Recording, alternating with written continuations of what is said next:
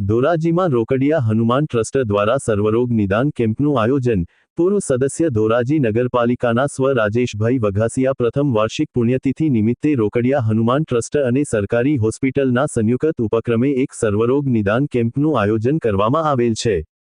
આ કેમ્પમાં આંખના, ગાયનેક, ઓર્થોપેડિક, બાળકોના, બીપી, ડાયાબિટીસ સહિતના રોગોનું નિદાન કરી આપવામાં આવેલ।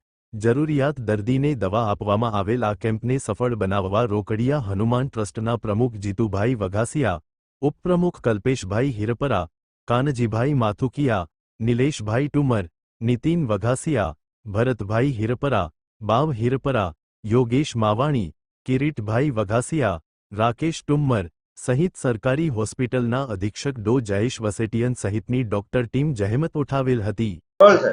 હું ડૉક્ટર જયેશ વસેટિયન એસડીએચ ધોરાજી ખાતે અધિક્ષક તરીકે ફરજ બજાવું છું।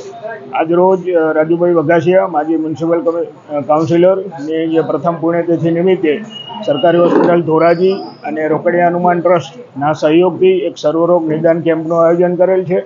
કેમ્પમાં ઓર્થોપેડિક સર્જનશ્રી, સ્ત્રીરોગ નિષ્ણાત, પીડિયાટ્રિશિયન, આંખનો વિભાગ, બીપી, ડાયાબિટીસ, ફિઝિશિયન એમડી તેમજ પ્રધાનમંત્રી આરોગ્યની સેવાઓ તેમજ દવાઓ સંપૂર્ણપણે મફત સરકારી હોસ્પિટલ દ્વારા આપવામાં આવશે।